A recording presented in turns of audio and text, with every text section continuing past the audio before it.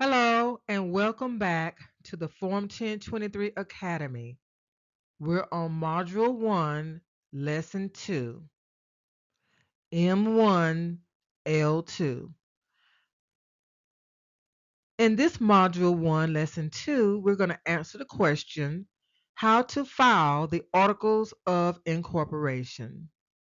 Again, how to file the Articles of Incorporation. This is supplemental responses number 1 of 8.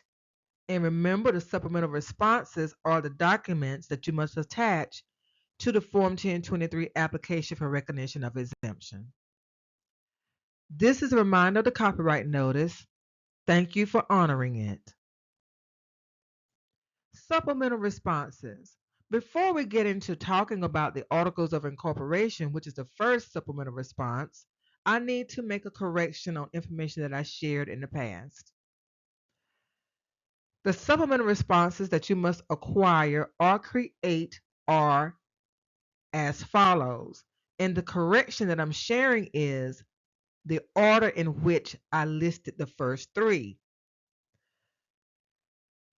Number 1, Articles of Incorporation. Number 2, Employer Identification Number or EIN. And number 3 are the bylaws.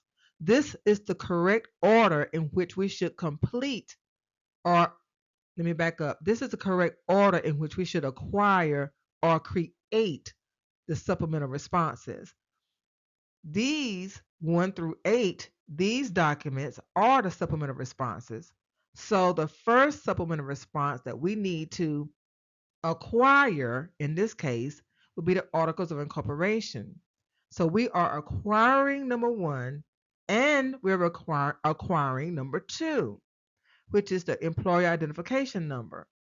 All of the rest of the documents, or all of the rest of the supplemental responses, 3 through 8, we are going to create them from scratch. So I apologize for presenting the information, the first 3 in the incorrect sequence in a prior module. I just learned that the Articles of Incorporation must be completed first per IRS guidelines. I was just reading some IRS guidelines and I learned that. So since 2010 until now, I've been creating or acquiring the Articles of Incorporation as the third step in the process. It's an ongoing process of learning, and this is just an example of that.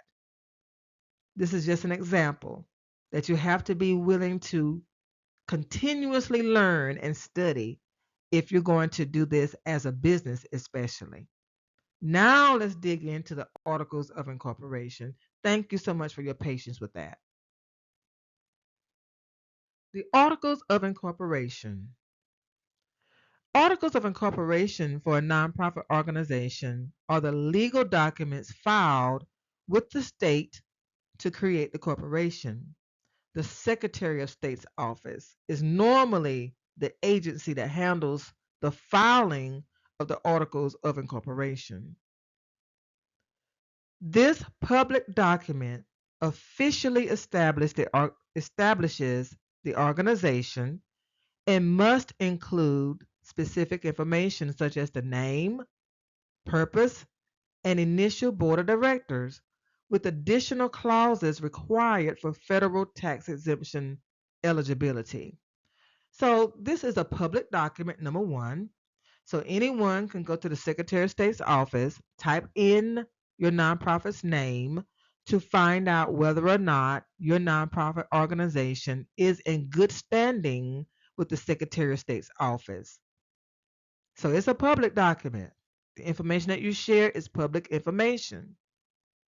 Some states require additional clauses or provisions.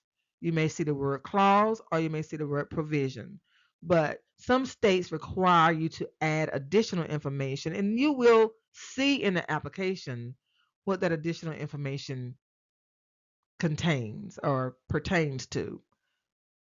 Every state is different. The 50 states of the United States of America has agencies that mandate the filing of Articles of Incorporation. Each Secretary of State's office or whatever office that is responsible for the filing of Articles of Incorporation have different application processes to file the Articles of Incorporation. You see, you have to complete an application to request the filing of the Articles of Incorporation. It's a process, and every state is different. I've worked with 33 different states so far, and I can tell you the process is different in every state. Georgia is the most difficult to file the Articles of Incorporation. Filing these articles secures the organization's name, limits personal liability for its members, and is a mandatory first step to apply for a 501c3 status on the federal level. So that's an overview of the Articles of Incorporation. Now we're going to talk about the key components of the Articles of Incorporation. The key components in most Articles of Incorporation are below. Once again, every state has different requirements. Every state has different components. So what I'm going to share with you are the key components that are common in most Articles of Incorporation. Number one, the name, the official name of the nonprofit organization, including corporation. So throughout the rest of this course or academy, I'm going to reference the foundation that I created to support my hometown. The name of the nonprofit organization that I created is called the Rebuild Clio Economic Development Foundation. And I'm going to be referencing it throughout the remainder of this academy so that you can have a reference point so that I can show you examples throughout the academy. Okay. So the official name of my nonprofit organization is the Rebuild Clio Economic Development Foundation Incorporated. You want to include incorporated at the end of your nonprofit's name to show that it is a corporation. Number two, you want to is the purpose. You want to provide a detailed description of the reason the nonprofit needs to exist. Why does a nonprofit need to exist? It is normally like maybe three sentences. It's very short in the Articles of Incorporation. It's very short. And for me, the purpose was to create a nonprofit organization to repair buildings in our downtown Main Street area, to provide social services for the elderly, to provide a community vegetable garden for fresh food. So that's a purpose that I included in our articles. Number three, the registered agent. That's the name and address of an individual or business authorized to receive legal notices on behalf of the nonprofit. Now, this is something that some states require you to have an outside person outside of your organization to serve as your registered agent.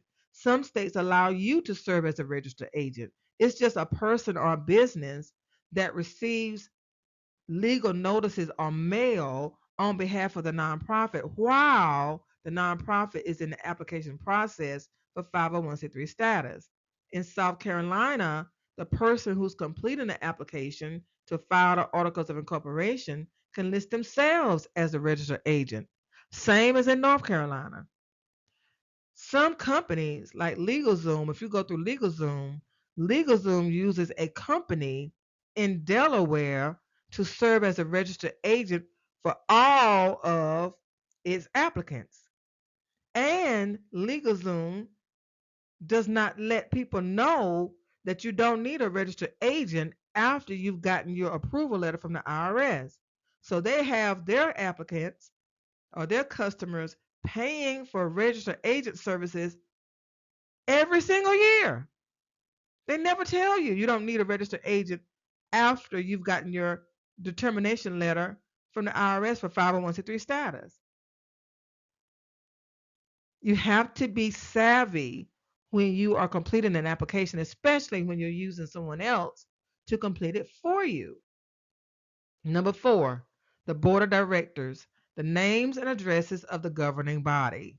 So here you will list all of the names of the people who will serve on your board and their mailing addresses. The Secretary of State's office, where you will complete the application to file the Articles of Incorporation, determines the number of board members you need for your nonprofit. The IRS does not determine that. The Secretary of State's office determines if you need one board member, 2, 3, 5, 7, 9, whatever it is. The Secretary of State's office determines that. In South Carolina, you only need 3. My preference is 5 board members. I like to have a board of that includes the president, vice president, treasurer, secretary, and an at-large member. That's my personal preference. But you only need 3 in South Carolina based on the Secretary of State's office. Same in North Carolina. Number 5. Oh, let me go back to the addresses first. Some board members don't want their personal addresses on a public record because this is public record. They don't want that. So if the organization has a mailing address for the organization, then you can use that for all of your board members, and that will prevent their personal addresses from appearing in the public record. Number 5, duration. Whether the nonprofit will exist for perpetuity or not. Ideally, that's why you set up a nonprofit to do good work forever. But there may be instances where you may want to set up a nonprofit for a certain period of time for whatever reason. So you have to indicate that under duration. And then finally, the dissolution clause. Let's say that you plan to stop offering services to the nonprofit for whatever reason and you need to dissolve it. Well, you have to explain what's going to happen to the assets that you've acquired while operating a nonprofit. What's going to happen to the assets? So this is where the dissolution clause comes in. So you have to tell them, okay, we're going to distribute the assets to another nonprofit organization, which is the requirement. You can't say, well, we're going to sell the assets. They're not yours. They belong to the nonprofit, which goes back to the separate entity piece. You have a personal account, a personal life, and your nonprofit has a personal life. I mean, a life of its own. So all of the assets that you use in your nonprofit organization, they have to be distributed to another nonprofit organization.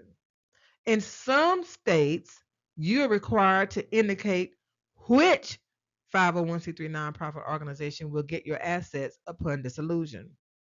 So these are the key components in most articles of incorporation. Just bear in mind that the application varies from state to state. Number 1, name. Number 2, purpose. Number 3, registered agent. Number 4, board of directors. Number 5, duration. And number 6, dissolution clause. The key components. So why are they important? Why are the Articles of Incorporation important?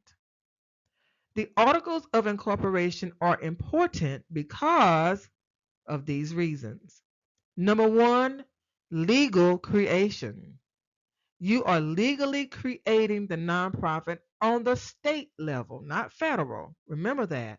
This is on the state level only. Number 2, tax exemption. It includes the language required to apply for tax exemption on the federal level. Your Articles of Incorporation will include that language. And that's important because a copy of the filed Articles of Incorporation must be included in the Form 1023 application to apply for 501c3 status. That's why it's called a supplemental response, because it's one of the documents that you have to include with the Form 1023. You don't have tax exemption. A lot of times people get confused. They feel like because I filed my articles on the Secretary of State's office with the Secretary of State's office, I'm tax exempt. No, you're not. Not yet. Liability protection is number 3. It separates the organization's liabilities from the personal assets of the founders and board members. So that's extremely important because you don't want to be personally liable for anything that goes on in your nonprofit organization. So there is that line that I referenced before. There's a line between your personal life and the life of a nonprofit organization. It's an entity on its own. It has its own life. That's the word, that's the verbiage that the IRS uses to describe a nonprofit organization. It has a life of its own. Everything is separate. Bank accounts are separate, credit cards are separate. Everything is separate between these two things. Don't cross the line. You shouldn't have money going into your personal bank account that's intended for the nonprofit. I see it all the time. People say, well, I just separate it. I keep it separate in the bank account. That's wrong. Your nonprofit organization is supposed to have its own bank account. Number 4, credibility. When you go through the process of completing an application to file the Articles of Incorporation with the Secretary of State's office, that gives credibility to what you're doing. That lets people know that you are a professional. It boosts your credibility with the donors, the grant providers, and the general public. Number 5, name protection. When you file the Articles of Incorporation with the Secretary of State's office, you are officially registering the nonprofit's name and preventing other organizations in the state from using it. And that's important because it's a name protection on the state level, not nationally. Okay? No one in the state can use the exact same name that you use for your nonprofit organization. And if you try to use a name that's already used, the system will let you know this name is already taken and you have to choose something else. In a lot of states, like I said, I've worked with 33 so far, don't even allow you to use similar names. It has to be different, very different from what somebody else has already reserved. So again, this is protecting your name on the state level. If you want to protect your name nationally, then you need to put a trademark on your name. Number 6, tax exempt number. This is the number that's assigned by the Secretary of State's office that identifies the organization as exempt from state taxes, not federal. So this is not the employer identification number that we're going to talk about in the next section. This is a state level tax exempt number that allows you to be exempt from state taxes for businesses that allow that. You know, you can go to Walmart, you can go to Office Depot and places like that and show your articles of incorporation and request exemption from state taxes. And more than likely, they will provide that for you. So these are the reasons why the articles of incorporation are important. Number 1, legal creation. Number 2, tax exemption. Number 3, liability protection. Number 4, credibility. Number 5, name protection. And number 6, tax exempt number. Very important. So, as I said, I'm going to be using the example of my own foundation throughout the remainder of this academy, the Form 1023 Academy, so that you can have a reference point to look at. So now what I want to show you are the samples or the examples of my filed articles of incorporation with the South Carolina Secretary of State's office. Every state is different. I keep saying that. Every state is different. So the way of filing looks in one state is different from how it looks in another state. The way the filing looks in South Carolina is different from the way the filing looks in North Carolina. Now, I've been saying this throughout this whole lesson. I've been talking about you have to complete an application to file the Articles of Incorporation with the Secretary of State's office. And what your goal is, once it's filed, you will get a copy back from the Secretary of State's office of your application.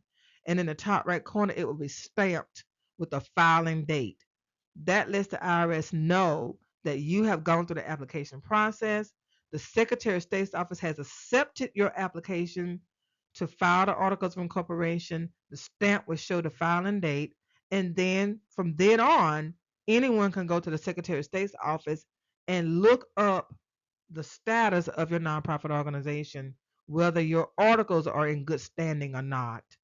But what my rule of thumb is to make a copy of my own filed Articles of Incorporation. I even laminate it to show to people when I would try to get tax when I would try to get tax-free products on the state level. So let's take a look at the first document. This is the filing of the document that I submitted, my application that I submitted with the Secretary of State's office. And they only show one page of the document. They didn't give us all the pages because it's just a cover page of what I created or what I entered or used to apply for I'm getting ready to say 501c3 status. I'm sorry, to file my Articles of Incorporation with the state of South Carolina. If you look in the top right corner, it has the filing ID and the filing date. So my articles were filed with the Secretary of State's office in South Carolina, Columbia, on September the 7th, 2023. That's the filing date of my Articles of Incorporation. Now, when you complete the application to file the Articles of Incorporation, you can choose the type of documents you want to receive as proof of filing. You could start with this document. This is fine. It has everything a funder would need, a donor would need, the general public has everything they would need in the top right corner to prove that they've been approved and filed with the Secretary of State's office. But for me, I wanted another document. I wanted the certificate of existence because to me it's more visually appealing and it shows that we are in existence. Everything is there. The Secretary of State's Mark Hammond, the director, he, he didn't do it, but of course the information is there with his signature. To me, that's more visually appealing than the other document, but either one will do. But most people get both of them. Okay. So this is evidence, this is proof that the Rebuild Clio Economic Development Foundation Incorporated is registered with the Secretary of State's office in South Carolina. They're filed, the term is filed as a nonprofit corporation. Okay, let's keep going. Here's a summary of what we've learned, of what we've discussed in this particular lesson. So congratulations, you completed lesson 2, how to file the Articles of Incorporation. Now it's time to test your knowledge. By the way, before I go to the knowledge check part, I do want to say this. Because I am in the business of completing the Form 1023 application to help people earn 501c3 status, I have to go to the websites of different Secretary of State's offices. That's a time-consuming process. And nowadays, I can't really complete the application to file the articles for my clients because most Secretary of State's offices have the two-step authentication process that requires you to set up an account to then apply to file the Articles of Incorporation. So what I do now for my clients, since I can't actually do it for them anymore in most states, I just send them the link to the Secretary of State's office and then I give them directions on what they need to do because I can't do it anymore. And then I instruct them that when they receive the filed copies of their articles to send them to me so that I can include them as a supplemental response with their application packet. So things are changing. South Carolina is still very easy to do online. You don't have to set up a two-step authentication. So I still do that for my clients in South Carolina. But the catch is for that, you have to pay for the processing right then. So then I have to send a bill, if you will, to my clients for reimbursement in South Carolina. North Carolina still allows you to use North Carolina allows you to use one or two methods. You can still send in a paper application or hard copy application, if you will, through the snail mail, or you can do the online process. So I still use the snail mail process for my clients because that still allows me to complete the application for them, and I send it to them for them to mail to the Secretary of State's office with their payment of $60. That's how much North Carolina charges because my clients just don't want to go online and do it. So as long as there is an opportunity for me to do it for them, I will. I just wanted to give that little side note in case you're interested in operating a business like I do in creating or completing the Form 1023 application as a business. Now let's get to the knowledge check. Thank you for that little sidebar that I just shared. Knowledge check. The knowledge check allows you to demonstrate your understanding of the information presented in lesson two, not one. Lesson two, that's a mistake. So you will follow the same directions. And as you go through this course of this academy, it's not going to change. It's just the information in step number three will change, but everything else will remain the same. So you go to Academy Assignments. You type Form 1023 in the password field. You'll locate Module 1, Lesson 2, and then you select the Knowledge Check link or KC link. And that's the knowledge check. It's going to be the same every single time, except for number 3 will change based on where you are in the academy. Thank you so much for enrolling in the Form 1023 Academy. I hope it provides the tools you need to either start your own 501c3 nonprofit and or operate a business starting nonprofits for others the way that I do. Next, you will learn how to apply for the Employer Identification Number or EIN. That's coming up next. I'm Susan Woods of Susan Woods Nonprofit Solutions. Thank you so much for your time. See you in the next lesson.